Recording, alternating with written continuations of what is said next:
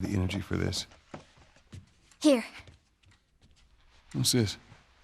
your birthday?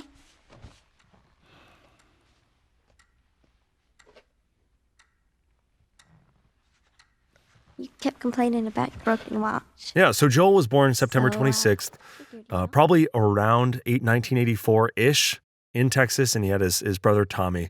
And we don't really know a ton about his early childhood, but he mentions that he wanted to be a singer when he was younger, which is hilarious and Yeah. sweet and nice, because really it's like the last thing in the world I could imagine him doing.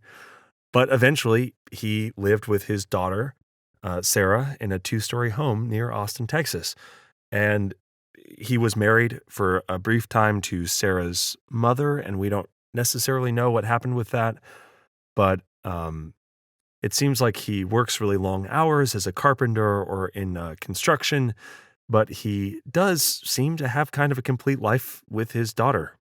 He's got lots of... Did you take time when you were playing the game to like look at their pictures in the house? I did look at some of the pictures and like I read the newspaper mainly because it has clues about what's going on. Right. I don't know why I remember them saying something about like him owing someone money or something or whatnot. No, you're spot on. It's like the conversation he's having on the phone is about like having to keep a contract, and it's just because like, it's a big deal. And in construction, you often don't have like a steady employer. You're an entrepreneur, you have your own business, you are being hired by a client. And if a client is like building a number of buildings, that can be really good, consistent work. So he's not like doing super well, but clearly kind of, making ends meet to a degree. He's basically like a modern day millennial.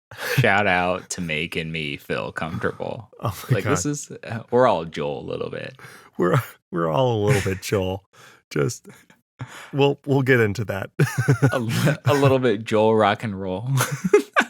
Dude, we all want to be singers. I know it's true.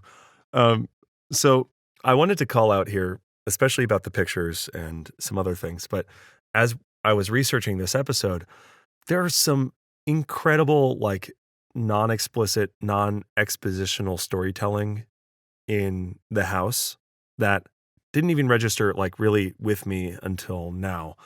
And this is stuff like, there's building plans laid on his bedside table and several copies of a book called Construction Regionalism.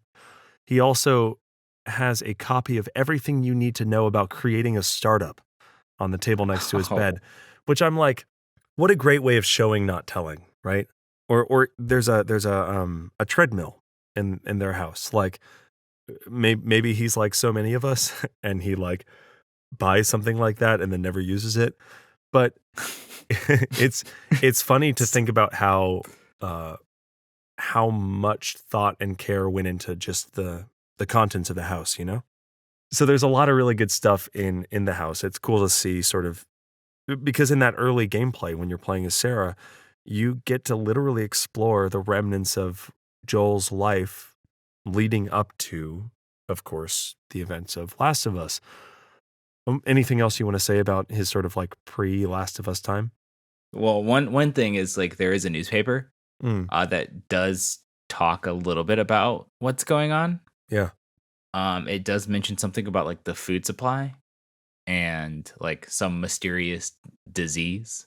So it like briefly hints at like, hey, maybe there was something that was introduced into the food supply that was that caused like what eventually became the infection.